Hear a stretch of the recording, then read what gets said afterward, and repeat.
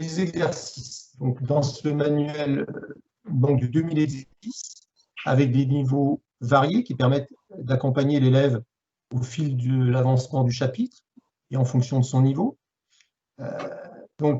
Présent dans 7 rubriques. La première des rubriques où on rencontre des exercices, c'est avant de commencer le chapitre. Donc, c'est une rubrique qui sert à faire le point sur les attendus pour pouvoir aborder le chapitre. Donc, ce sont des exercices de niveau seconde, première ou éventuellement terminale si le chapitre a été traité avant.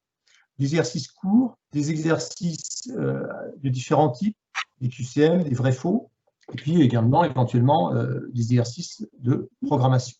Voilà, c'est très simple, soit de compréhension de l'algorithme. Voilà, donc ça, c'est une partie qui est avant le chapitre pour faire le point avant de démarrer.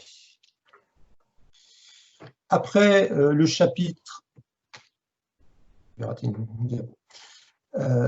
Première rubrique après le chapitre, des exercices d'automatisme et de rituel. Donc, une page est dédiée avec en haut de la page des exercices de calcul mental, du calcul mental qui porte sur du calcul sur les nombres, mais aussi sur du calcul algébrique ou des calculs de dérivés simples.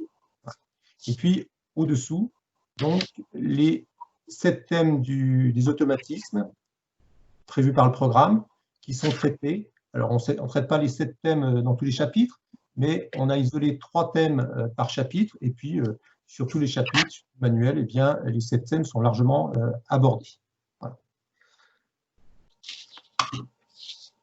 Première rubrique des exercices proprement sur le chapitre, ce sont les exercices maîtriser les bases, donc des exercices très simples,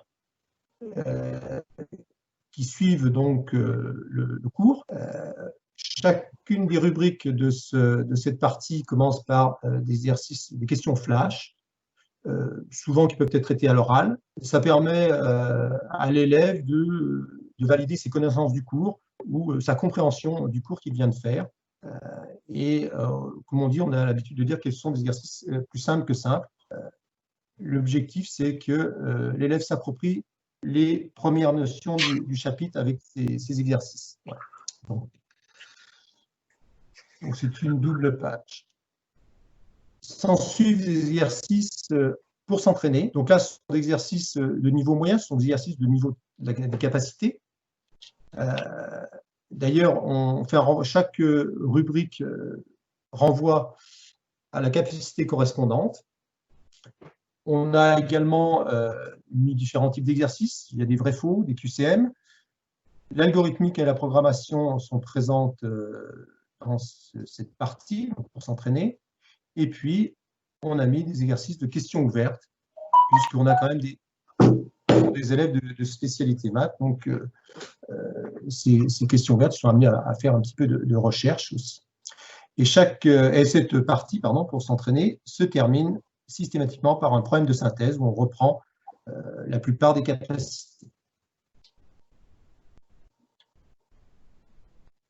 Partie suivante, les exercices pour aller plus loin. Donc, ce sont des exercices plus difficiles ou des problèmes de niveau moyen mais plus longs. Un des exercices vers la fin est destiné au travail en groupe. Et il y a une dernière rubrique dans cette partie qui est une rubrique consacrée aux exercices de prise d'initiative pour que les élèves motivés et d'un bon niveau puissent s'entraîner et se faire plaisir. Rubrique également exercices sont plutôt les travaux pratiques. Donc au total 25 travaux pratiques dans le manuel.